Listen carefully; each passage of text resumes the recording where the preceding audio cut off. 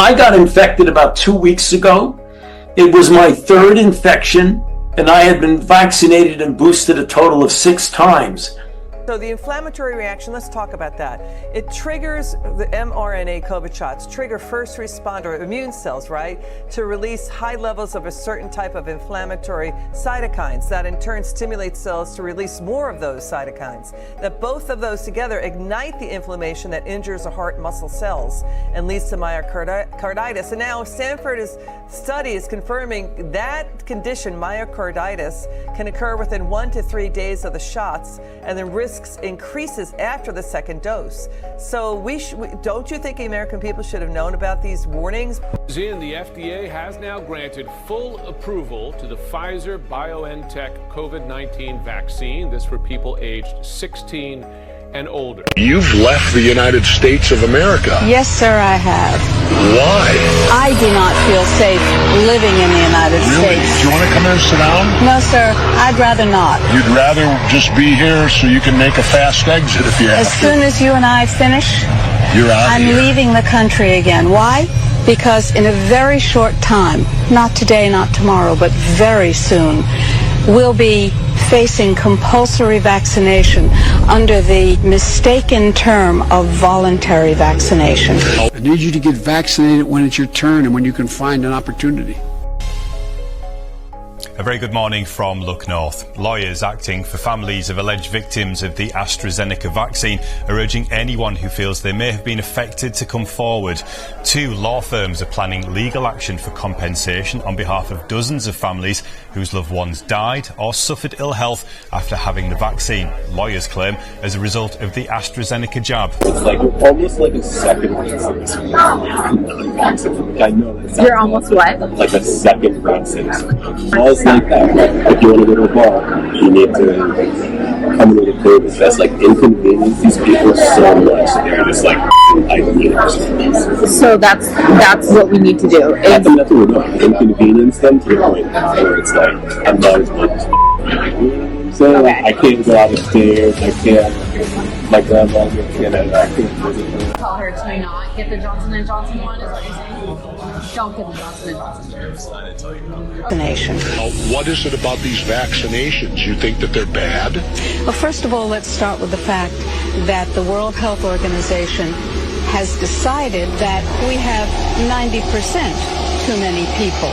The World Health Organization has been working since 1974 on vaccines to create permanent sterility. Doctor, the response is going to be, you're crazy. How can you say this stuff? They will induce a pandemic. You're going to get the flu. Everybody around us is going to get the flu. Then the United States government, based on their statements that they've already made, will say, oh my, we have a pandemic. I will not relent until we beat this virus. But I need you, the American people. I need you. I need every American to do their part. And that's not hyperbole. I need you. I need you to get vaccinated when it's your turn and when you can find an opportunity.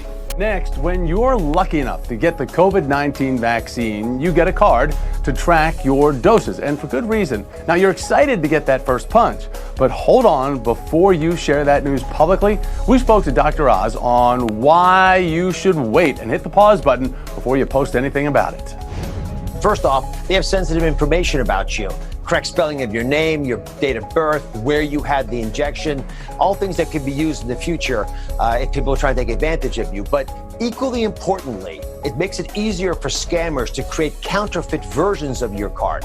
In fact, that's already happening in the United Kingdom. People are selling fake vaccination cards. So I don't have to even predict the future. It's already here. Dr. Oz goes as far as to compare your vaccination card to your driver's license and says you wouldn't post a photo of that, so don't share this either. Congress made it a $500 penalty if you call somebody's cell phone to market to them. Like, that was the worst crime in the world. But yet, if your child is killed or injured by a vaccine, you can never sue the company that did that on the basis they could have made the product safer. If vaccines are so safe, why do they need immunity? That if you want to keep them in school, you really got to do whatever you can to keep them safe. And what that really means in my mind and in the mind of public health officials, is the first thing you do is that you surround them with people who are vaccinated. What that means is a Holocaust, a genocidal Holocaust. Men and women will sicken and die, and those who survive will be infertile. America had no real plan to vaccinate most of the country. My predecessors, my mother would say, God love them, failed to order enough vaccines, failed to mobilize the effort to administer the shots, failed to set up vaccine centers. That changed the moment we took office. That over 1 million cases have been recorded so far this flu season, with over 3,000 flu-related deaths. The week of December 20th brought 19,000 cases. That's nearly double from the previous week. Medical experts say the best way to avoid the flu is with the vaccine, but I also heard we messed up and have the wrong vaccine.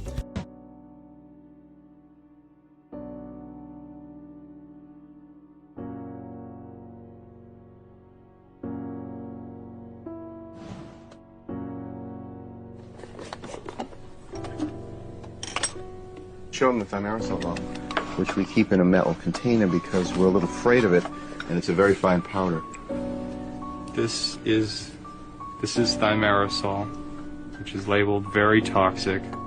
Has cumulative effects, can cause damage to the kidneys, to the respiratory system, skin, to the nervous system.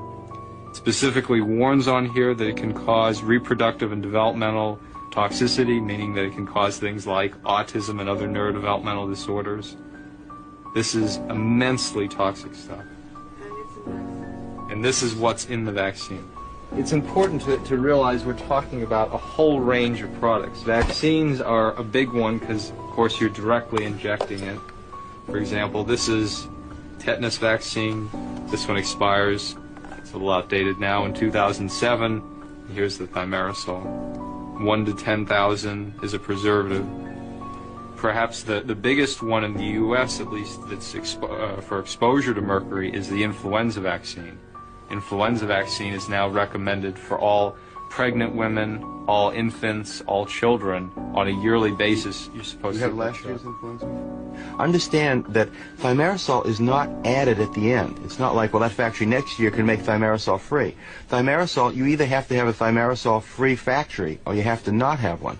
They add thimerosal at each step because the factory is not clean and not sterile. So you either have to have an expensive sterile factory where you don't need thimerosal, or you have to have one that produces thimerosal. It's going to need thimerosal or something the whole time. It needs to be stopped. This is the influenza vaccine from Adventist Pasteur, their flu zone. Thimerosal, 25 micrograms of mercury per dose. I'd like to point out that a lot of people didn't know, and I'm one of them. I've given 2,000 Rogam shots. I've been in vaccines for 35 years. I didn't know that Rogam had thimerosal in it. So I think a lot of the doctors were unaware. They were unaware that even the word thimerosal meant mercury. Elderberry gummies from the elderberry plant are full of strong antioxidants that help fight bad stress and protect cells from damage, like the kind cold and flu can cause. Studies show elderberry reduces oxidative stress in cells and protects against harm from toxins. Try DYMA elderberry gummies today. Biden wants to inoculate as many people as possible. So you have to get an annual shot. I mean, it hasn't been formally announced yet. So they don't want to rile everyone up. The drug companies, the food companies, the vaccine companies, they pay us hundreds of millions of dollars a year to hire and keep the reviewers to approve their products. If they can get every person required at an annual vaccine, that is a recurring return of money going into their company. So how do you know it's already getting approved? Well, they're not going to, I mean, just from everything I've heard, they're not going to not approve this. Meet Christopher Cole, an executive officer at the FDA with over 20 years' experience who claims to be directly involved in the approval process of the various COVID vaccines. I think what's going to happen is it's going to be a gradual thing. Schools are going to mandate it. Why do they need the third one? Well, the same reason that you or I would need the third one. So the 3 will bolster your system. and then there will be an annual, eventually an annual, just like the flu shot. For the toddlers? Well, for everyone. Okay, so the toddlers too then. We'll have to get it annually. Okay. I don't completely agree with the process. What do you mean you don't agree with the process? Well, I mean, they don't have all the tests aren't there. So I agree with the thing that it is important to inoculate them, but you can't provide the parent as much a surety as you normally want to. It's an EUA for all age groups, all designations, and then you have to get approved by specific age groups based on the study. Do you think it's really an emergency for the toddlers?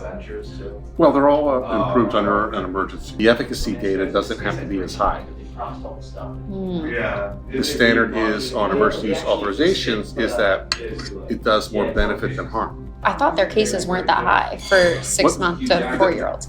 They're not, but because it's related to COVID, it's under that approval process.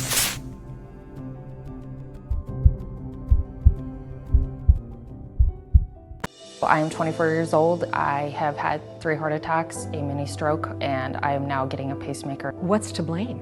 The COVID vaccine, and that's when everything flipped upside down for me. So is this Army memo an acknowledgement that your heart condition is the result of the COVID vaccine? It 100% is.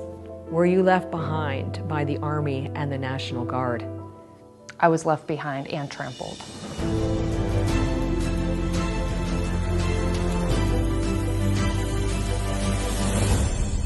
Meet Carolina Stancic, a specialist in the Army National Guard.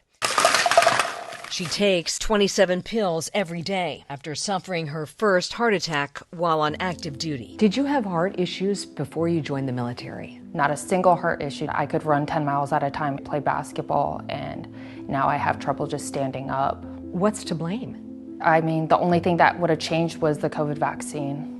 And that's when everything flipped upside down for me. Government records obtained by our investigative team confirm Stancic has a serious heart condition, and her case may open the door to service members who believe they were harmed by the Defense Department's COVID vaccine mandate. According to this Army memo, your debilitating heart condition can be caused by either COVID-19 infection or the COVID-19 vaccine. Have you ever tested positive for COVID-19? I don't have a single positive test for COVID-19. So is this Army memo an acknowledgement that your heart condition is the result of the COVID vaccine? It 100% is an acknowledgement that it was a result of a vaccine. How hard did you have to fight within the bureaucracy to get this memo? It really was a 19-month grueling process. Does the Defense Department have a special responsibility to you and others who believe their COVID vaccine injured? They're fully responsible. I was neglected, and the medical care that I needed to get was not happening, and so the damage was more by delaying the response. Born in Lithuania, Carolina and her brother were adopted in 2003 by Lisa Stancic. 2 decades later, in college, she enlisted, inspired to serve by her grandfather, a World War II veteran. I always looked up to him. He was a great leader, great role model, and I wanted to go ahead and follow in his footsteps. In early 2021, she received her first COVID shot. I received Moderna 1 and 2.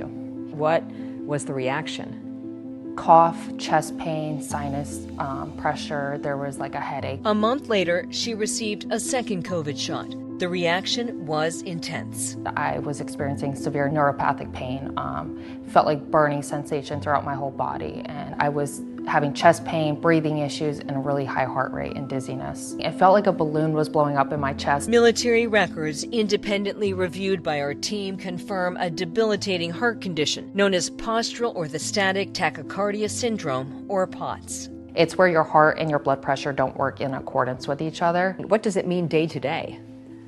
Day to day, you don't know what's going to happen, right? And so I will wake up, my heart rate will hit the 180s, 190s. On social media, Stancic documented her struggle to get an accurate diagnosis and timely medical help. I don't know if I sound good or not. I feel like I can't breathe. In April 2022, Stancic was released from active duty and told us she lost her health insurance and about $3,300 in monthly income. I would say it's a culture of silence, but also at the same time, there's a fear of retaliation from the military and the government. Having served for 21 years myself and having in a role most of that time as an officer, it's absolutely abhorrent to me that we would treat any young service member this way. Jeremy Sorensen served in the Air National Guard as an F-16 and F-10 pilot and now advocates for service members through usjag.org. Wait a second, because I want to understand something. So you've got a 24-year-old who followed orders, got the COVID vaccine, believes she's COVID vaccine injured, and that's not in the line of duty? Well, by law it's in the line of duty, but the Army and the National Guard abandoned Carolina Stancic for 19 months. Sorensen says the Army and National Guard were obligated to retain Stancic until she was better and returned to duty, or she would go through a disability evaluation. Her case is representative of hundreds, possibly thousands of other vaccine injury cases, but moreover, it's very indicative of the systemic problem of the Department of Defense abandoning injured service members. Vaccine injuries are also very, very political, and the leadership in the Defense Department did not want to address that, and still does not want to address that maybe we hurt our own people. Just want to be clear, are you saying the U.S. Defense Department is not taking care of its people?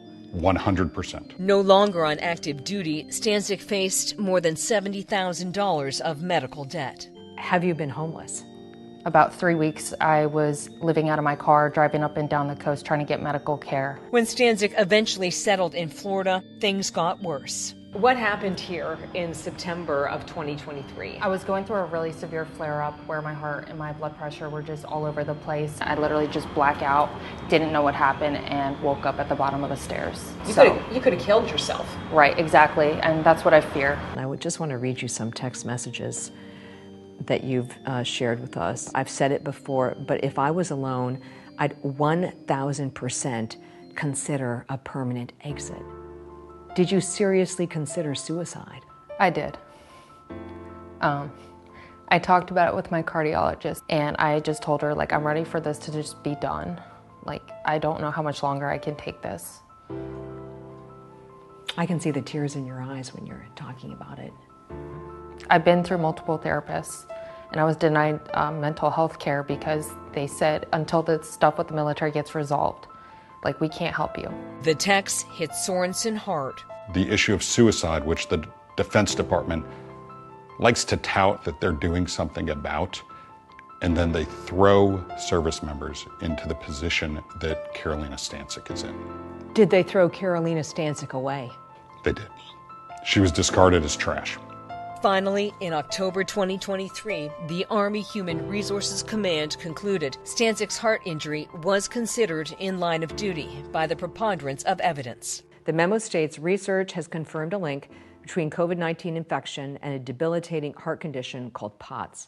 POTS was also linked to a lesser degree to COVID-19 vaccination. I jumped to the part where it talks about vaccine, and I was like, that is exactly right. You read that section and you said, that's me. That is me. I'm vaccine injured. Exactly. And how important is that service connection? Service connection gets you benefits when you get out of the military, and so without that, I would not get any benefits for these conditions. Does this Army memo open the door to recognizing other service members who believe they are COVID vaccine injured? I really am hopeful that this will provide them the help and care they need. I can't understand, I can't explain how any military officer could mistreat our service members like has happened to Specialist Stancic. It hurts me deeply because it takes away my faith in our own Defense Department, our own government, which I swore to serve. And I would willingly do that again. But I'll tell you what, I wouldn't recommend anybody else do it. That's a very hard thing to say. I know that.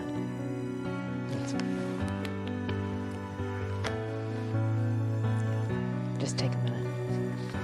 When our team recently interviewed Stancic, she faced another medical crisis. We are sitting down just days before you're having major heart surgery.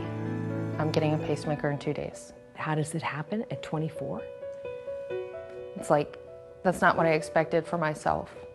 I thought I was gonna be doing marathons, and I'm literally sitting here like not allowed to drive. You know, based on interviews you've given previously, one criticism is that you're an anti-vaxxer. Another criticism would be that you're doing this story because you're trying to push an anti-vaccine agenda. That is not the case. My story, my health is my own. I've had to live these traumas, and so I would never want to ever see someone go through the same thing as me. For service members who believe they've been COVID vaccine injured, what's the cost of coming forward?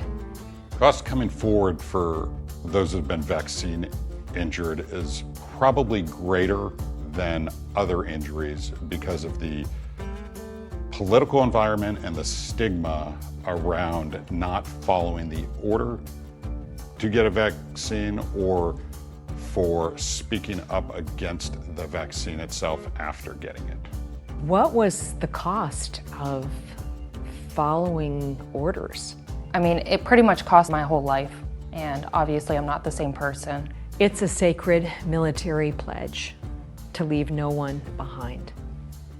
Were you left behind by the Army and the National Guard? I was left behind and trampled. They watched it, they came back, walked all over me, and then left again. That's a very serious charge. I'm very serious when I say it.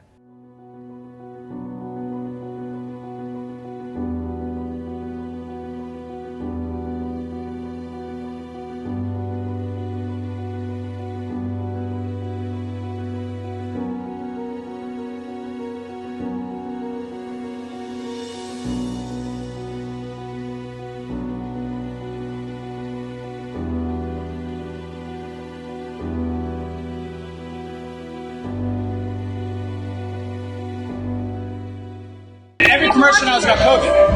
Every other one. So how does that work? Who buys that space? We're in the giant business. CDC? Yeah. And I think about everybody, but we're in the giant business. And this is with any station. I'm not just going to say Fox 26. Yeah, no, everybody. With ABC, KPRC. I just watch TV. I just see it all day, every day. The whole time, it's like, let's be safe.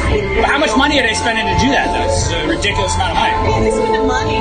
They're spending money because they can. CDC. You know, yeah, they can. They are without being in the pocket. You know, they're there. They got my tax. Do they pay more, though, to get all that time? Yeah. They do? Like, so they would pay more to Mercedes. Oh, yeah. Yeah. And then the thing about it, you never imagine the clients that fight over positions to get into something. But they take all the They're positions. like, all right, I'll pay y'all this. It's almost like a gamble. A bidding war. It becomes a bidding war. Yeah, it's a bidding war. So if you And know who what? wins the bidding war? The highest paid. And who's the highest motherfucker? Whoever want to take it. These people from the Biden administration would call up our team and like scream at them and curse, and it's like these documents it's all kind of out there. Did you record any of those phone calls? I don't think we but I think I want to listen. I mean, there are emails. the emails are published. It's all kind of out there, and they're like, and basically it just got to this point where we were like, no, we're not gonna take down things that are true. That's ridiculous. They wanted us to take down this meme of Leonardo DiCaprio looking at a TV talking about how 10 years from now or something, you're going to see an ad that says, okay, if you took a COVID vaccine, you're eligible for, for this kind of payment, like this sort of like class action lawsuit type meme. And they're like, no, you have to take that down. We just said, no, we're not going to take down humor and satire. We're not going to take down things that are true. And then at some point, I guess, I don't know, it flipped a bit. I mean, Biden, when he gave some statement at some point, I don't know if it was a press conference or to some journalists, where he basically was like, these guys are killing people. And I don't know, then like all these different agencies and branches of government basically just like started investigating, coming after our company. It was brutal. It was brutal. Wow.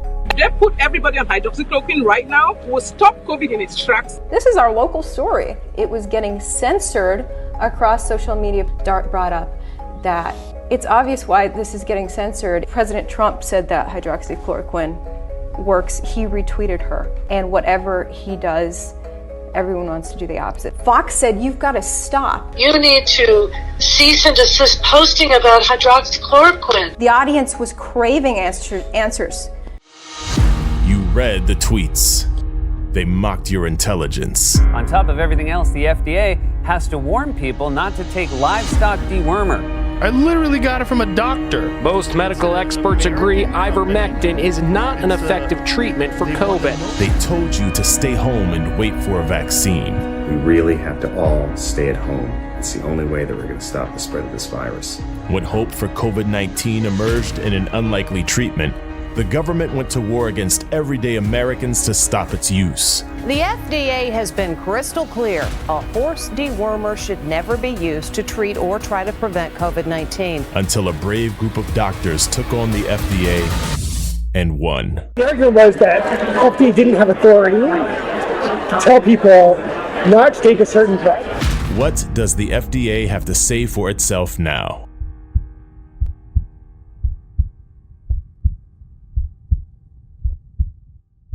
There's 25% of Americans who believe that they know somebody who was killed by a COVID vaccine. Killed? Killed.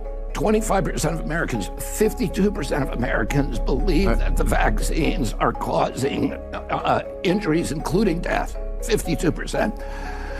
Oh, if you look at the clinical trial studies, the actual studies that were done, that were released, of the Pfizer vaccine, Moderna has not released it.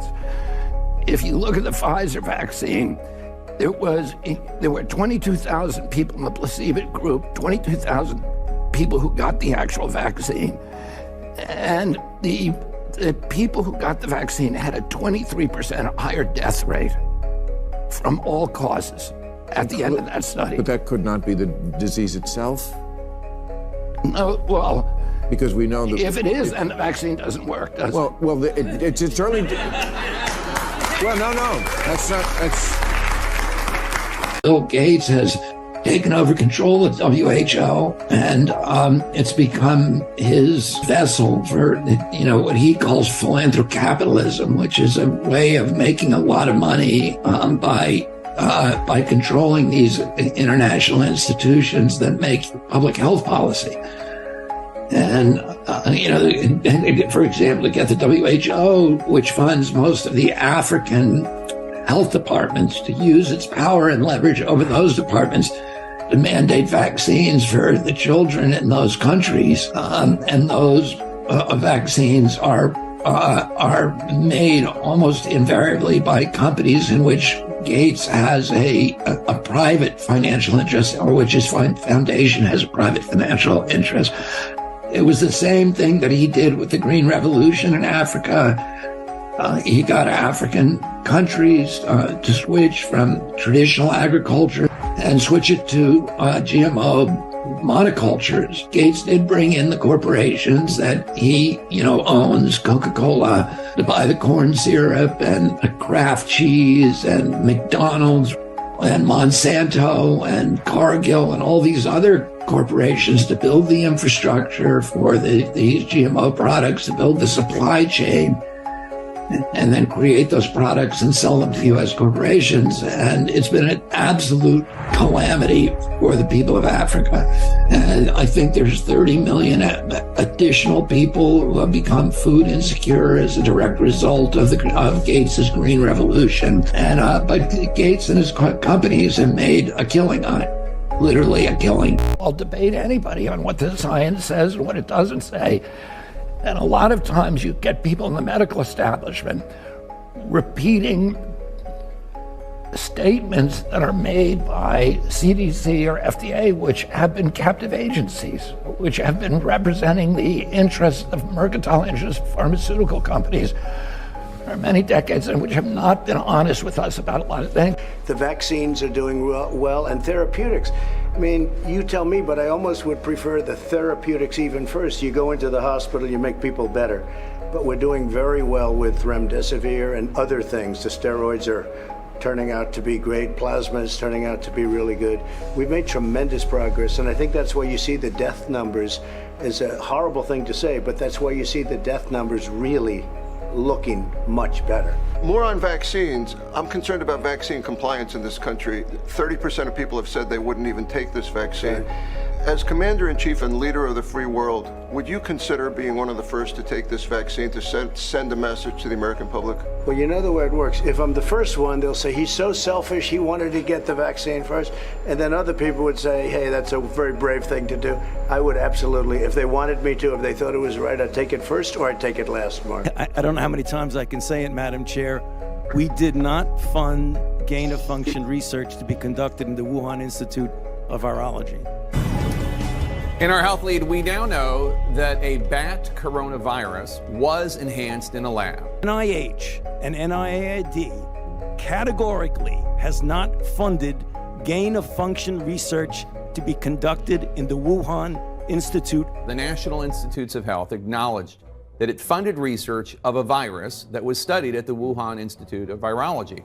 The experiment unexpectedly, we're told, made a bat coronavirus more contagious than the original naturally occurring one. Dr. Fauci, knowing that it is a crime to lie to Congress, do you wish to retract your statement of May 11th where you claimed that the NIH never funded gain-of-function research in Wuhan? Senator Paul, I have never lied before the Congress, and I do not retract that statement. A new letter raising questions about experiments in a Wuhan lab. Let me finish. You take an animal virus and you increase its transmissibility to humans. Right. You're saying that's not gain of function? Yeah, that is correct. And Senator Paul, you do not know what you are talking about, quite frankly. And I want to say that officially. You do not know what you are talking about. For years, the National Institutes of Health provided grant money to the EcoHealth Alliance Research Group, which conducted experiments with bat coronaviruses in Wuhan, China. And if anybody is lying here, Senator, it is you. That's where you are getting. Let me finish. We don't know.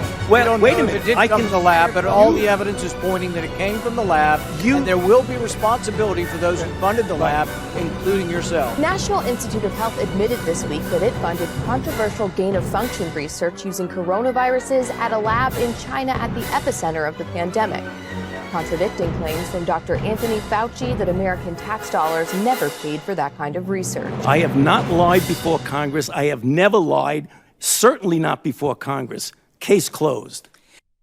Fox News alert. New evidence has just surfaced tying Dr. Anthony Fauci to the CIA's cover-up of COVID-19. Last week, a whistleblower claimed the CIA was paying people off to bury the lab leak theory. And now this, from the House committee investigating the pandemic origins. Quote, Dr. Fauci was escorted into Central Intelligence Agency, CIA headquarters, without a record of entry, and participated in the analysis to influence the agency's review. The committee is now ordering HHS to hand over documents detailing all of Fauci's movements during the pandemic in and out of CIA-controlled sites. Dr. Fauci, what they're going to on this is, there is a suspicion, well, that you had some reason to not want it come from the lab. Address that. I don't know why there was. I mean, there was this insinuation that since the NIH for decades has been funding with a small amount of money scientists in China to do surveillance work on bats, that somehow the NIH funded something that turned into SARS-CoV-2. Now, there's a really very clear answer to that.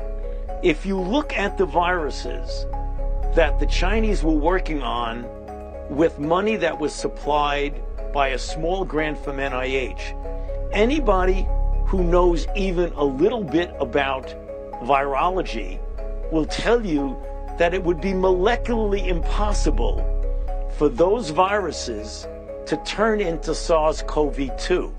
Even if you deliberately tried to do it, you wouldn't be able to do it, because they're evolutionarily so different from each other that everybody who knows anything about evolutionary virology will tell you that isn't even a possibility.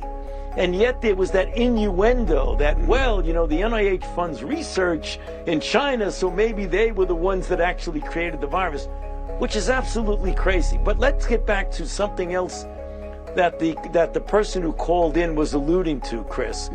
If you look at history, the idea that something evolves by jumping species is extremely common. SARS-CoV-1 has been definitively proven, without a doubt, to come from a bat to a civet cat to a human. So the same type of virus in 2002 that we had a mini epidemic there was shown. Ebola comes from an animal to a human. HIV comes from an animal to a human. Influenza comes from an animal to a human. So the idea that something jumps species from an animal reservoir to a human, actually 75 to 80% of all the new infections jump species from an animal to a human. So for people to say that's really quite a reasonable assumption is not something out of line. It just goes along with all of the data that we've accumulated over decades. Any federal employee who does not attest or is not vaccinated will be required to mask no matter where they work, get tested once or twice a week, socially distance, and generally will not be allowed to travel for work. Dr. Fauci, knowing that it is a crime to lie to Congress, do you wish to retract your statement of May 11th where you claimed that the NIH never funded gain-of-function research in Wuhan?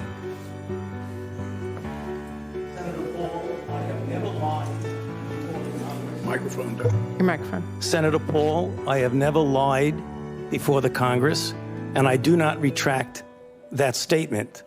This paper that you were referring to was judged by qualified staff up and down the chain as not being gain of function. So let me finish. You take an animal virus and you increase its transmissibility to humans, right. You're saying that's not gain of function? Yeah, that is correct. And Senator Paul, you do not know what you are talking about, quite frankly. And I want to say that officially. You do not know what you are talking about. Okay, you get NIH, one person. Let's read from the NIH definition of gain of function. There is a number of experiments that need to be done on viruses. How are you going to know whether or not they're capable of infecting humans unless you examine them? Which means doing something under certain circumstances that make a pathogen more transmissible or more pathogenic, which some people refer to as gain of function. They took animal viruses that only occur in animals and they increased their transmissibility to humans. How you can say that is not gain of function? Rand Paul was insidiously throwing into his little questions that the work that was done in the Wuhan lab, funded by a small grant from NIH, a strong implication that created a virus that made COVID. I have 10,000 grants throughout the world. What they've done is that they've looked at various grants and they make something of it that it isn't. The microbe they were working on not only was not SARS-CoV-2, it would be molecularly impossible for them to turn it into SARS-CoV-2. They were so different, it's kind of like you have a Chevrolet and you got a motorcycle. And you say, I want to make that Chevrolet into the motorcycle. No matter what you do to that Chevrolet, you're not going to make it into a motorcycle. Like, what are you talking about? It's a dance, and you're dancing around this because you're trying to obscure responsibility for 4 million people dying around the world from a pandemic. You are implying that what we did was responsible for the deaths of individuals. I totally resent that. And if anybody is lying here, Senator, it is you.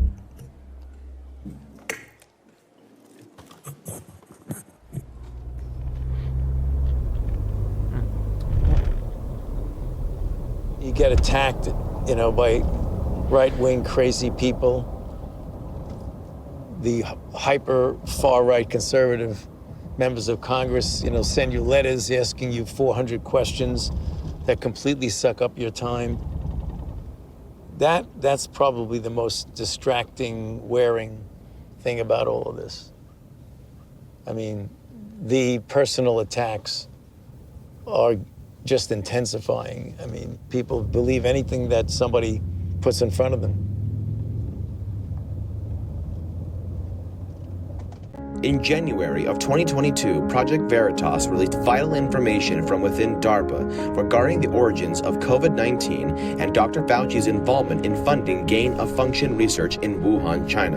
What came out last night on Project Veritas was a grant that was submitted to DARPA. This past week, a newly leaked email written by Dr. Fauci further corroborates the findings of our original investigation. Publicly, Dr. Fauci claimed as recently as October 2022 that there is no evidence whatsoever to support the COVID-19 lab leak theory. Lab leak is a theory with no evidence whatsoever. While testifying under oath, he claimed that there was a high likelihood that the virus originated from a natural process. I have always said that the high likelihood is that this is a natural occurrence. I didn't dismiss anything. I just said it's a high likelihood that this is a natural occurrence. In the new email, Dr. Fauci's statement contradicts his congressional testimony while corresponding with fellow NIH associate Francis Collins, stating, "There were mutations in the virus that would be most unusual to have evolved naturally in the bats, and that there was a suspicion that the mutation was intentionally inserted." Within the same email, Fauci also expressed concern about the high likelihood of a lab leak, stating, "Scientists in Wuhan University are known to have been working on gain-of-function experiments to determine the molecular mechanisms associated with bat viruses adapting to human infection, and the outbreak originated in Wuhan." However, while under oath, Dr. Fauci has repeatedly claimed that the NIH and NIAID never funded gain-of-function research at the Wuhan Institute of Virology. However, I will repeat again, the NIH and NIAID categorically has not funded gain-of-function research to be conducted in the Wuhan Institute of Virology. We now know that EcoHealth Alliance approached DARPA in March 2018, seeking funding to conduct gain-of-function research with bat-borne coronaviruses. The proposal, named Project Diffuse, was rejected by DARPA over safety concerns that it violated the gain-of-function moratorium. However, the NIAID, under the direction of Dr. Fauci, went ahead with the research in Wuhan, China anyway.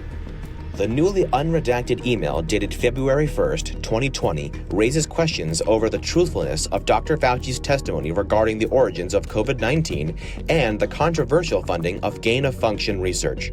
Senator Rand Paul has recently called for a new investigation into the leaked email, claiming that Fauci lied under oath.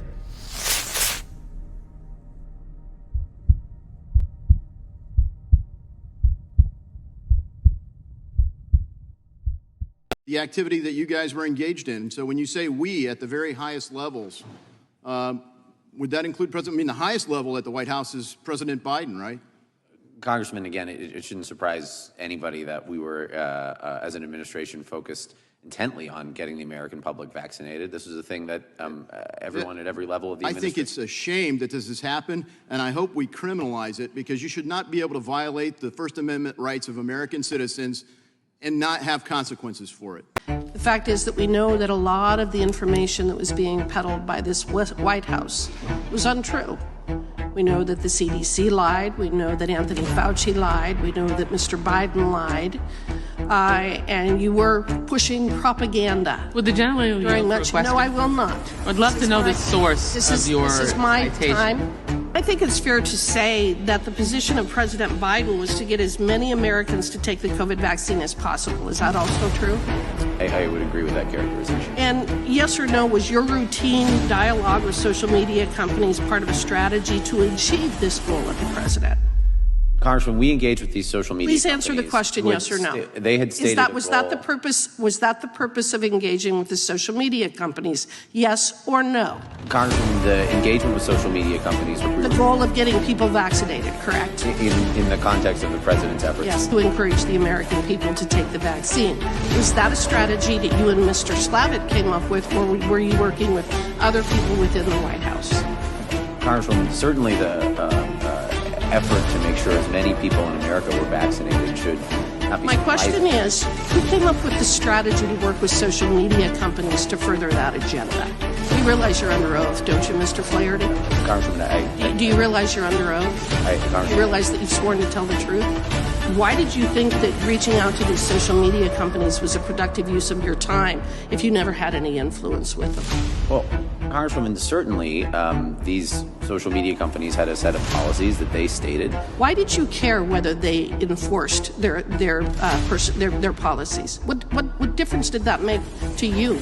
Are you part of the contract? Is it your responsibility to enforce policies of private companies? Congresswoman, I think it's important to remember the fact that this is, these kinds of engagements with people who publish information are standard across government. You can try to gaslight us as much as you want to and try to act like your activities didn't have any influence. But one of the things I noticed, Mr. Flaherty, is that you use the F word an awful lot in your email correspondence with the social media companies for emphasis. We all know why you were doing it. And why you use the F word in your emails to these companies. It was to emphasize the importance of them doing exactly what you were telling them to do. You violated the First Amendment rights of American citizens. You know that, and we know it too. With that, I yield back. I disagree with that characterization. Time of gentleman has expired. The chair recognizes the gentleman from South Carolina. And here we have your badge. You are an employee of Pfizer? I work at the McPherson, Kansas plant. It's one of the biggest plants in the operation of Pfizer. We produce some of the most units. This message from Vanessa Gilman. From the perspective of corporate affairs, we want to avoid having the information on the fetal cell lines floating out there. We believe that the risk of communicating this right now outweighs any potential benefit that we could see, particularly with general members of the public who may take this information and use it in ways we may not want it out there. We have not received any questions from policymakers or media on this issue in the last few weeks, so we want to avoid raising this if possible. Wow. We believe that the risk of communicating this right now outweighs any potential benefit we could see. They ought to put that on American currency. Why did you send emails telling Pfizer employees not to report that you guys were using fetal cell lining, miss? What else are you hiding from the public? Miss, what else are you hiding from the public? The public needs to know. Philip Dormitzer, Vice President, Chief Scientific Officer. These are not low-level people here. So you're showing us emails between the Vice President of Pfizer, the Senior Director of Worldwide Research, about how to couch it a certain way, because we would not want to tell the people that it can be traced back to human fetal tissue.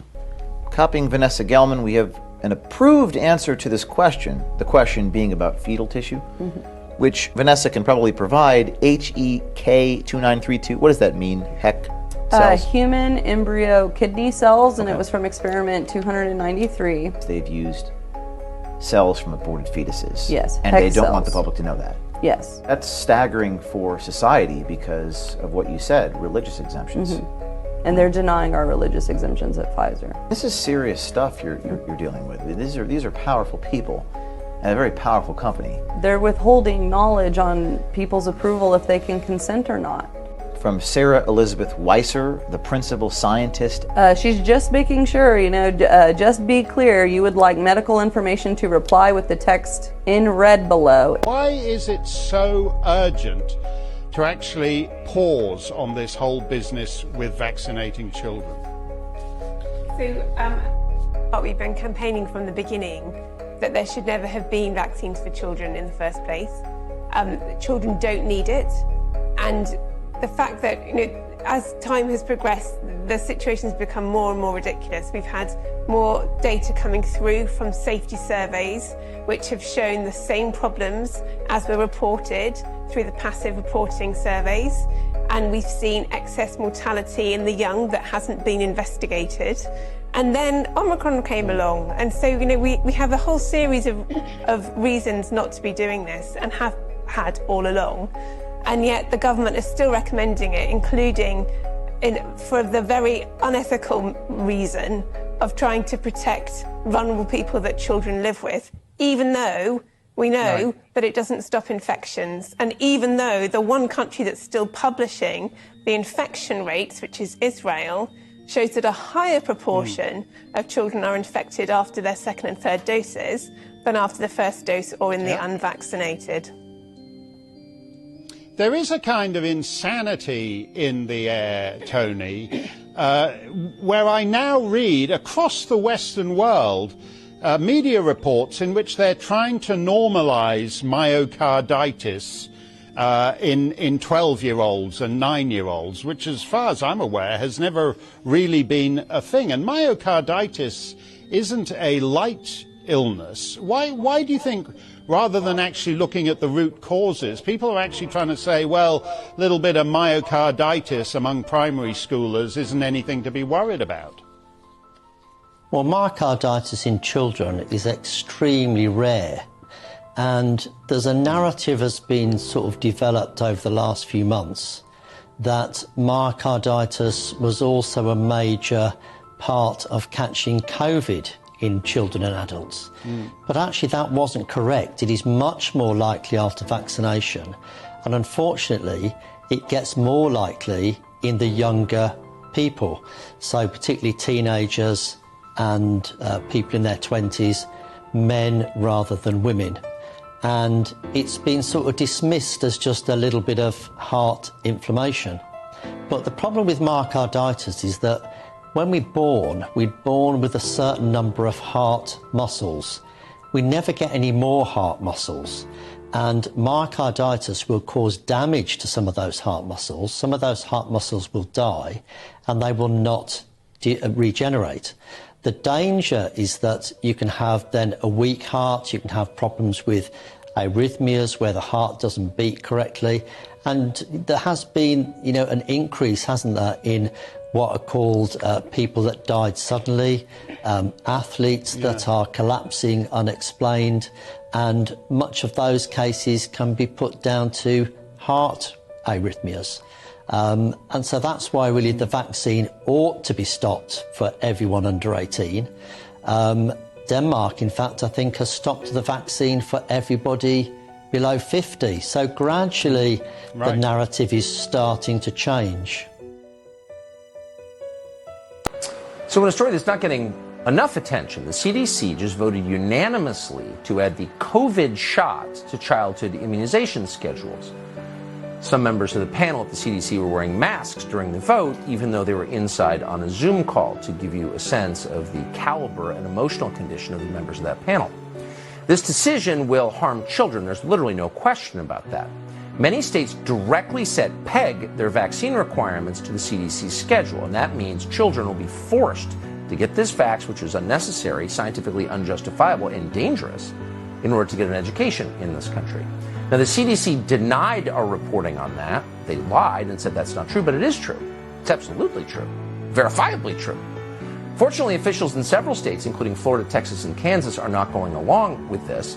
They announced after reporting that they will not comply with the CDC's new vaccine schedule. Dr. Jet Neshwat joins us to assess what's going on tonight. Doctor, thank you so much for coming on. So people who want their children to receive this vaccine can, of course, give their children this vaccine. Why would the CDC put this on its schedule? Do you have any idea? Yeah, you're exactly right. Maybe profit. There's no good reason to have a vaccine that can't stop disease, can't stop transmission of disease on this scheduled vaccination.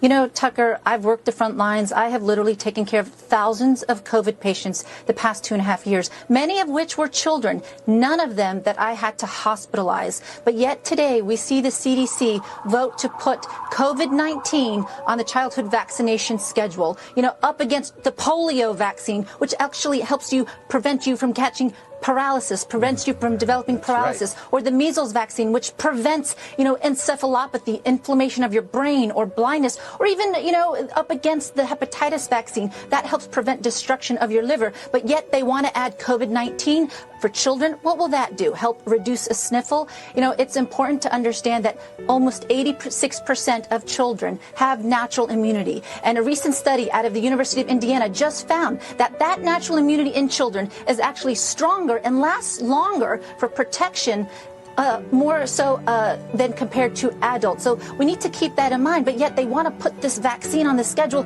that shows no benefit. There's no data or evidence that shows it's of benefit, and there's no data or evidence that shows it can prevent disease and it can prevent death. This vote was irresponsible and illogical. I mean, on some level, they're discrediting all vaccines, including vaccines like the ones you mentioned, the polio vaccine, which I think most reasonable people are very in favor of. This is so reckless and crazy that people wearing masks on Zoom calls are going to scare Americans away from all vaccines. Yeah, we need to stop with the fear mongering. We're no longer in a COVID emergency. Today, at my shift that I just finished a few minutes ago, I only had about 3 cases that were positive. Everyone's symptoms were very, very mild. It's time to get back to the basics and understand we are putting these stringent restrictions and guidelines on the lowest risk population, our children. They've already suffered enough. What we need to do is focus on catching up as far as schooling, their grades, math, reading, writing, anxiety, depression, drugs, addiction, all these things that they're suffering from. We're only making it worse. Only about a third of children are vaccinated. What are you going to do? Keep them out of school if they're not vaccinated? That's just a disaster waiting to happen.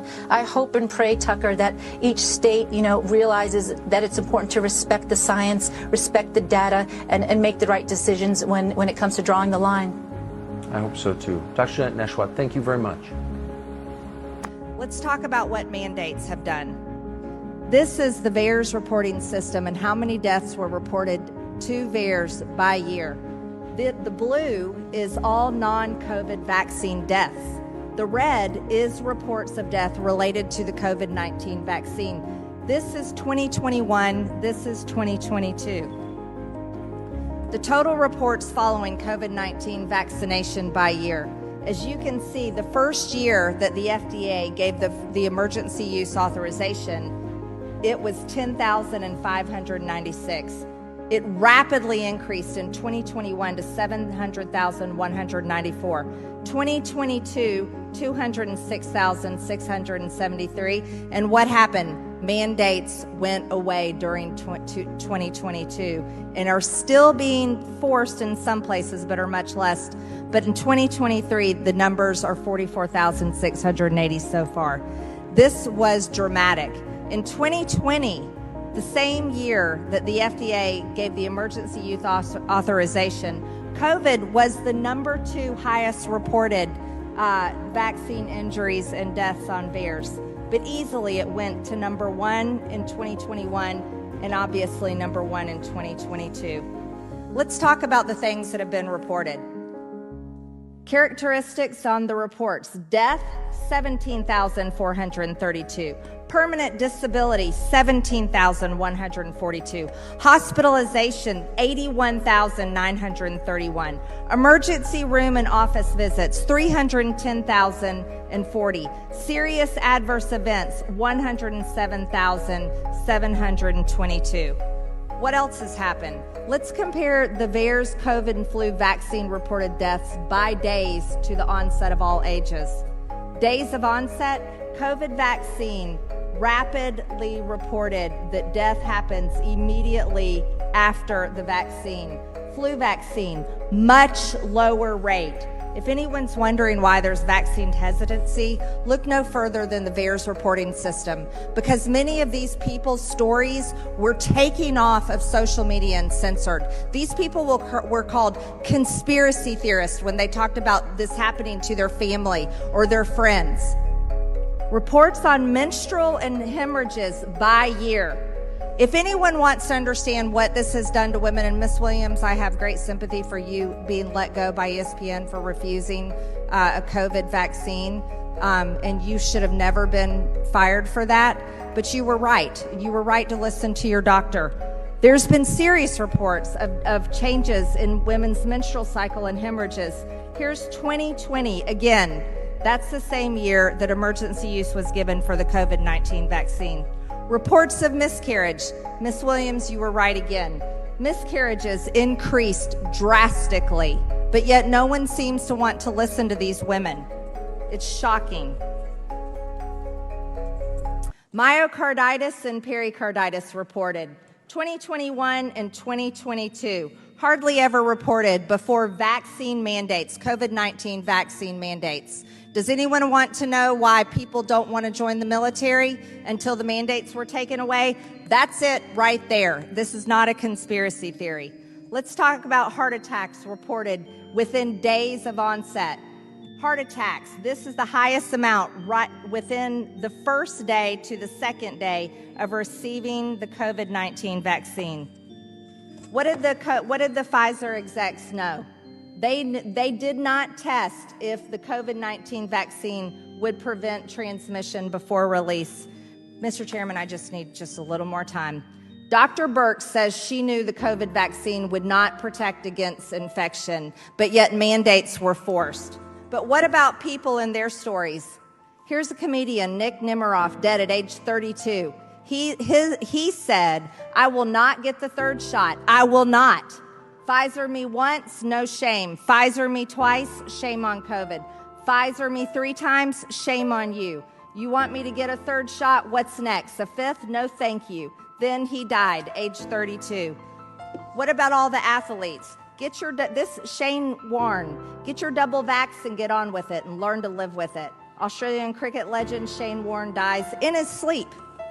What about the young kids? Teen equestrian star Sienna Knowles hospitalized with blood clots after Pfizer vaccine.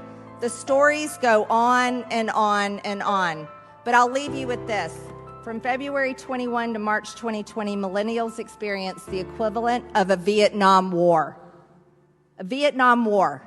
With more than 60,000 excess deaths, the Vietnam War took 12 years to kill the same number of healthy young people we've just seen die in only 12 months. Mr. Chairman, I yield back. Thank you. Go to nyc.gov/homecoming week. But if you can't see it at the screening, go see this on HBO. Where the screening is? Yes, Rockefeller Center. Yes. Oh, I'm sorry. Rockefeller, I got it wrong. My bad. Rockefeller Park. That's different, everyone.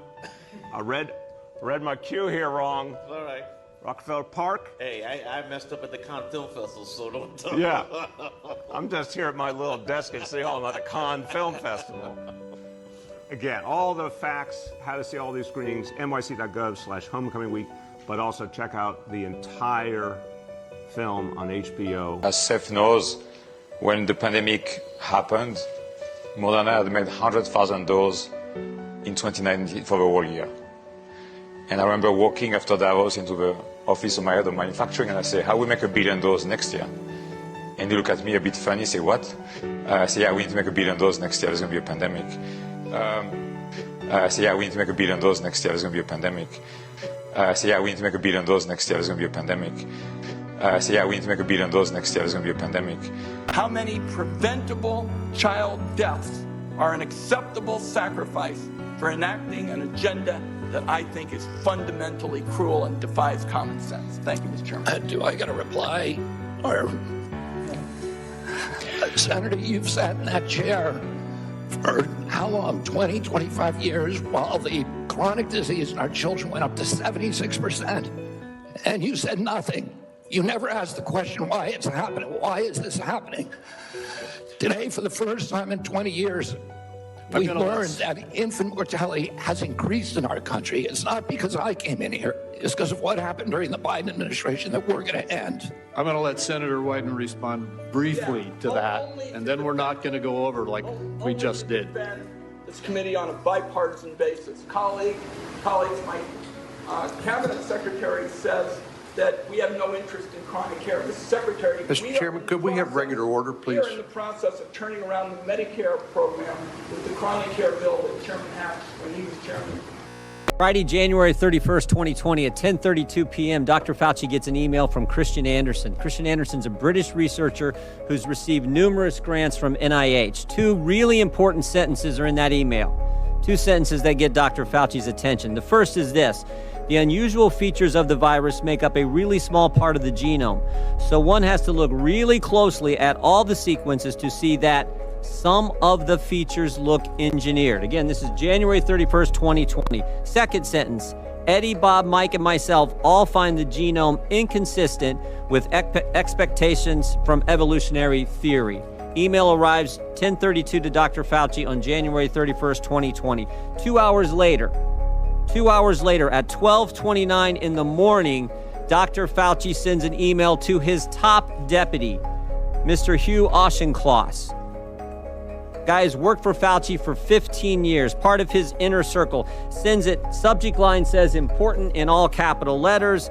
He attaches a paper on gain of function research written by Dr. Barrick and Dr. Shi. Dr. Shi, of course, is the so-called Bat Lady, Batwoman, the lady who does research in the Wuhan, China lab. This email, Dr. Fauci says, again, to his top deputy, it is essential that we speak this AM. Keep your cell phone on, read this paper. You will have tasks to do today that must be done. Do you feel that if Donald Trump outright said these vaccines weren't what they claimed to be, and some people won't even use the term vaccines now, gene therapies weren't what we thought they were, excess deaths needs to be looked at, adverse events needs to be looked at, and the big pharma companies need to be examined in the same way you would around the opioid crisis. Yeah. Do you think that many of the people in his base, in addition to, I'm assuming, other people, would find that appealing? And I actually think so. I mean, I agree with all of that. I think, when he takes criticism for that, I think you have to go back in hindsight, right? If Trump would have fired Fauci when we all started questioning it, he would have been impeached in 7 seconds. And he would have had 100% of the, they turned someone into a deity. They did that very much on purpose because they could use that as a cudgel against Trump. Yeah. If he questioned these things, you saw that, hey, hydroxychloroquine, it turns out it's actually right. Remdesivir, whatever the other ones were. Hey, it was right. He was looking at all of these things as potentials, but guess what? None of those, a drug that's been out in the open market for 50 years, none of that meant money to big pharma and to those institutions, those same institutions that I guess we found out, part of the, NIH or whatever it is, the scientists there, they made $70 million in royalties for the things that they, came up with that don't seem to have been effective at all, yada, yada, yada. At the time, he would have been killed for going against a Fauci. That's not even a pretend. Same thing. Why does a vaccinated person have to wear a mask? Okay, this is something that as we get more information, it's going to be pulling back that you won't have to. But currently the reason is that when you get vaccinated, you are clearly diminishing dramatically your risk of getting infected. That's one of the things we've got to make sure everybody understands. You dramatically diminish it. However, what happens is that you might get infected and get absolutely no symptoms, not know you're infected, and then inadvertently go into a situation with vulnerable people. And if you don't have a mask, you might inadvertently infect them. Now, there's a small risk of that, but it's there. The other thing is that there may be variants that are circulating. We know New York area has their own variant, a 526. There's a South African variant. Fortunately for us, Chuck, the 117 variant that is dominant in Europe and in UK is also now dominant in the United States. Thank goodness the vaccine works very well against that variant. Have you read The Real Anthony Fauci? Just when they talk about what they did during the AIDS pandemic, holy shit, man. Fauci's a very bad guy. They tested vaccines on foster kids, including babies. Like, when you read what they did during the pandemic, and it's spooky fucking shit. Also, like, the application of AZT as a treatment, that AZT was a chemotherapy medication that was killing people quicker than cancer. It's scary stuff, man. When he talks about Arthur Ashe and Arthur Ashe taking AZT and dying very quickly afterwards, and that Arthur Ashe didn't even have any symptoms before he got on medication. I saw the CNN thing where they made my face yellow and said I was taking horse medication, which is that to say that and to repeat that over and over again is such a clear indication that they conspired. It's such a, because it's uniform. It's horse dewormer, uniform. A medication that's used far more often on human beings. It's been prescribed for billions. Yeah, it's insane. And the fact and won the Nobel Prize for efficacy in humans. Yeah, in humans. Yeah. It was wild. It was just wild. They had to do it. They had to discredit ivermectin because, because there's a federal law. The federal law, the emergency use authorization statute says that you cannot issue an emergency use authorization to a vaccine if there is an existing medication that has been approved for any purpose that is demonstrated effective against the target illness. So they had to destroy ivermectin and hydroxychloroquine and discredit it, and they had to tell everybody it's not effective, because if they had acknowledged that it's effective in anybody, the whole $200 billion vaccine enterprise would have collapsed. You had Bobby on the podcast. Yes, I did. Yeah. What'd you think of him? I love him. Yeah. I love. Well, forget about the vaccine stuff, which I think he's got very good points about all that stuff. There's real data, and if you read his book, if you read the real Anthony Fauci, you would be sick to your stomach if you know the absolute truth. If it wasn't truth, he'd be sued. Yeah. He's not getting sued for a reason. But then if you forget about the vaccine stuff, you just look at his environmental record, what he did when he was an environmental attorney, when he was suing these companies that were... Yeah, I mean, they cleaned up the Hudson River because of him. Yeah. He's an amazing guy. I really love him. On January 9th, 2024, Dr. Anthony Fauci admitted during congressional testimony that the 6-foot social distancing mandate, quote, sort of just appeared, end quote. Dr. Anthony Fauci now admitting social distancing wasn't based on science. Fauci telling a House committee this week the idea, standing 6 feet apart, quote, just sort of appeared. The shocking admission comes nearly 4 years after statements like this. Every aspect of that ending the COVID outbreak in 30 days has some aspect of it of physical separation, whether that's avoiding crowds, whether that's staying 6 feet away from people, whether that's doing teleworking, all of it does that. Dr. Fauci also forced Americans to wear masks after admitting that they don't work. Right now, people should not be walking. There's no reason to be walking around with a mask. When you're in the middle of an outbreak, wearing a mask might make people feel a little bit better, and it might even block a droplet, but it's not providing the perfect protection that people think that it is. And remember when he said that the COVID vaccine would stop you from getting infected? The situation is so clear, the data affirm, if you get vaccinated, you are protected, even with the Delta variant. And while voices of dissent were silent, a Republican president and a Democratic president and their political parties and their members of Congress made the same choice to hand the keys of our nation over to Dr. Fauci. Then they stood by and watched as he destroyed our schools, our churches, our businesses, and our economy. Under their watch, we ended up having the highest death rate from COVID in the world. Throughout the pandemic, I was posting scientific evidence and warning that Dr. Fauci was wrong about many of these issues. And to silence that criticism, government officials and their allies in the media branded me as a conspiracy theorist and deplatformed me and heavily censored me both in the mainstream and social media. This week, some of the biggest names in the anti-vax movement descended on D.C. for a rally to protest vaccine mandates. And now Dr. Fauci is finally admitting that the Wuhan lab leak is not, after all, a conspiracy theory. But here's the question I keep coming up with. If it may have been a lab, may have been nature, we're supposed to look forward, then why did Dr. Fauci work so hard for just one of those theories? Why was it so important to push one over the other? Dr. Barra said, we should entertain all hypotheses. Dr. Fauci had his hypothesis, how this started. We should entertain all of them. But that's not what happened. That is definitely not what happened. 3 years ago, if you thought it came from a lab, if you raised that, you were called a nut job. You got censored on Twitter. You were blacklisted on Twitter. You were even called a crackpot by the very scientist who in late January sent emails to Dr. Fauci and said it came from a lab. They called you crackpot. Is that right, Dr. Redfield? I think the most upsetting thing to me was the Baltimore Sun calling me a racist because I said this came from a Wuhan lab.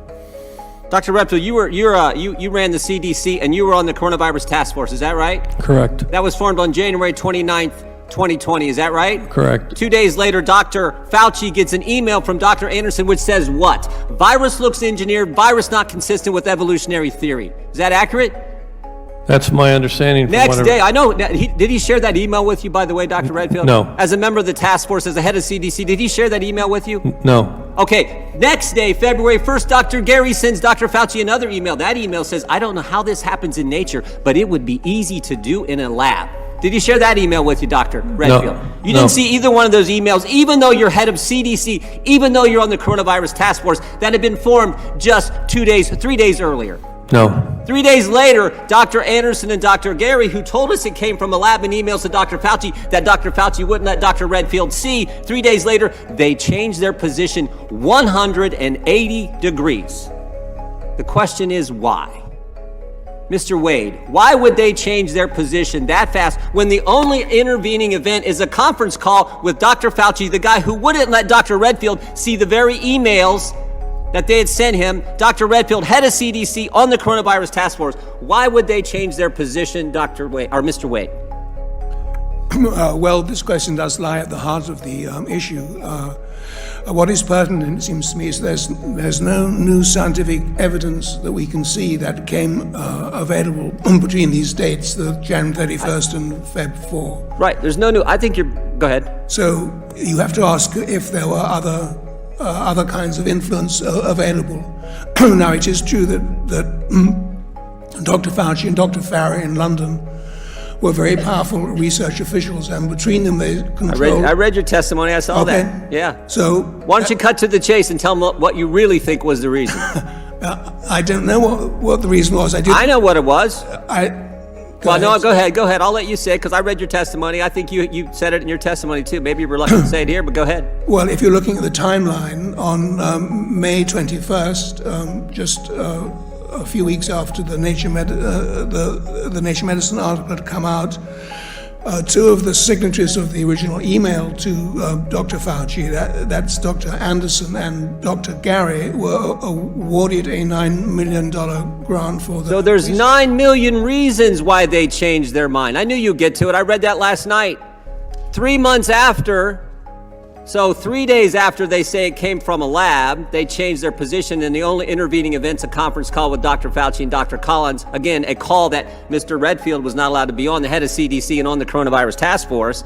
And then 3 months later, shazam, they get $9 million from Dr. Fauci. Well, isn't that something? Isn't that something? That's why we want to talk to these guys. That's why Chairman Winstrup wants to bring in Dr. Anderson and Dr. Gary and ask them a series of questions so we can get to the bottom of this, so we can move forward and deal with this. Now, here's the key question. Look, I'm just a common sense guy from Ohio. I majored in wrestling in college, but I got a degree in economics. You're supposed to get a degree when you go to college. I got one in economics. And one of the things they tell you about is a thing called opportunity cost. So when you're spending your time making sure that the country believes only one of these theories, you could have been doing what Dr. Redfield was doing in our government, trying to figure out how we deal with this virus. And what was Dr. Fauci doing? He was trying to cover his backside, and everybody knows it. And that's a part that ticks us off, because this is the highest paid guy in our government getting all kinds of money to tell us things that were not accurate. Because we now know U.S. tax dollars went to a lab in China, a lab that was not up to code, a lab that was doing gain-of-function research, and that's where this thing most definitely came from. And Dr. Fauci had to prove, no, he can't have that news getting out. And that's why he did what he did, to the exclusion of a brilliant guy running our CDC, kept him out of the loop. Keeping him out of the loop potentially could have harmed America. That's the thing that ticks us all off. And that's why, Mr. Chairman, this hearing is so darn important, and we get to the bottom of really what happened. I yield back. Finally, we know that the United States isn't immune to leaks. There's been lab-related accidents involving H1N1, H5N1, smallpox, tuberculosis, and Zika, some as recently as 2016. These lab leaks can occur for a multitude of reasons. They can occur because of mishandled biological materials, escaped aerosols, laboratory design flaws, or human error, which can be as simple as failing to correctly wear protective equipment or accidentally puncturing a glove. Such an accident could easily have occurred in Fresno County, California, where we know now a Chinese company operated an illegal laboratory where it conducted dangerous experiments involving COVID-19 and other viruses. Inside this lab, authorities found hundreds of mice that had been genetically modified to catch and carry the COVID-19 virus. Troubling, as we already know, these lab-related incidents, if not contained, can cause predictable but disastrous consequences. Desiring more laboratory safety and more oversight isn't to chill the scientific community from engaging in research, but to ensure we're taking every precaution necessary to protect the public from escape pathogens, of which we cannot control nor fully understand the consequences. I took the vax, and I haven't been boosted or anything, but the moment where I really started to get red pilled on the whole vax thing was the sickest that I've been in the last 15 years by far was when I took the vaccine. And I've had COVID at this point 5 times. I was in bed for 2 days. My heart was racing. I was like, the fact that we're not even allowed to talk about that, even, no like serious injury, but even the fact that we're not even allowed to talk about the fact that I was as sick as I've ever been for 2 days, and the worst COVID experience I had was like a sinus infection. I'm not really willing to trade that. And you don't even, everybody that I know, or a lot of people I know, they talk about the second shot that they got of the vaccine that made them really, really sick. Well, that's a side effect, and not a side effect that we even talk about enough in this country. No, it's also, again, we're talking about companies that have a long history of lying and being forced to pay criminal fines, and then we're giving them this exemption from being responsible for any of the side effects. Yeah, and who do you think those big pharma companies donate to politically in 2024? I'll give you a big fat guess. Probably Kamala Harris. What I would say to people is do your own research. This idea that you should trust the experts, a good mother doesn't do that. A good mother, when you buy a car, you look at the Yelp reviews or you go to Consumer Reports, and everybody does research on that as well. A baby seat for your automobile. You look at the Consumer Report, you do your own research. It's a different world when you start discussing vaccines. There is almost like a religion there. Mm-hmm. So I'm very concerned, very frustrated with that, but I continue engaging, and we have, as I said, a very strong and respectful, both ways, relationship, and we can chat about that. So sort of discuss the things that you can get agreements on and park the issues that you kind of fundamentally disagree on. Works for a while, but it's not a sort of sustainable kind of thing for years to come. Something has to change, no? The Secretary of Health. Yes. Now packing that panel at Health and Human Services with vaccine skeptics. Can you just address, let's just take these basic vaccines that kids have been taking for generations to go to school. Are there questions around them? Do they make people sick? Have they been making children sick? Is there reason for concern? And if so, why hasn't that been addressed in the, 80 years since they've been around? I mean, Willie, you're signaling it. No, the answer is no. There's no scientific evidence that any of the childhood vaccinations, let's take tetanus, measles, mumps, and rubella, polio vaccine. I mean, these are just fundamental, foundational things that no other country in the entire world, by the way, is having a similar type of discussion at their governmental level. We are, because of the people that are currently in power, but there is no reason why the other countries across the globe are having a similar discussion, because the science doesn't beg it. There's no incidence of increased side effects. There's no links to autism.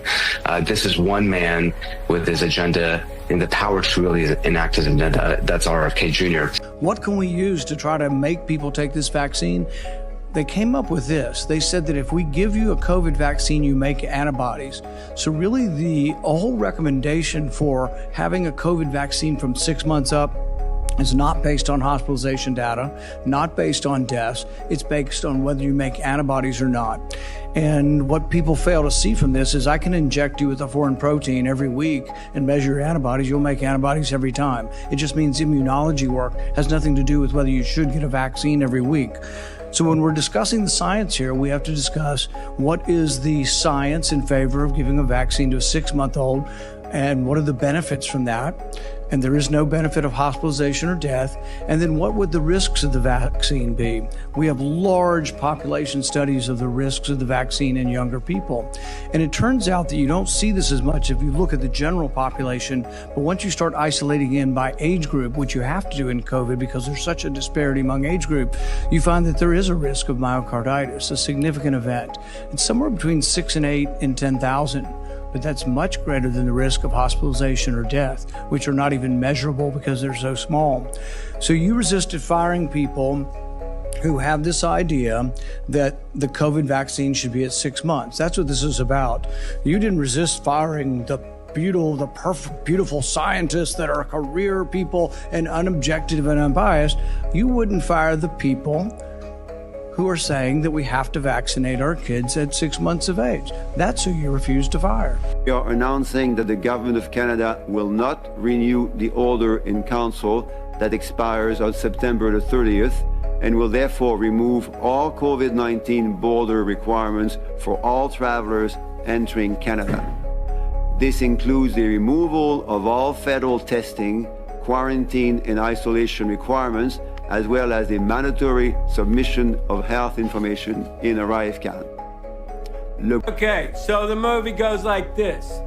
The biggest drug cartels in the world get together and buy up all the media and all the politicians and force all the people in the world to stay locked in their homes, and people can only come out if they take the cartel's drugs and keep taking them over and over. I threw the script away. I mean, who is going to believe that crazy idea? The community that faced the most restrictions on their freedoms in the last year were those who made a choice not to be vaccinated. Were those who made a choice not to be vaccinated. I don't think I've ever experienced a situation in my lifetime where a person was fired from their job or not allowed to watch their kids play hockey, or not allowed to go visit a loved one in long-term care or hospital, or not allowed to go get on a plane to either go across the country to see family or even travel across the border.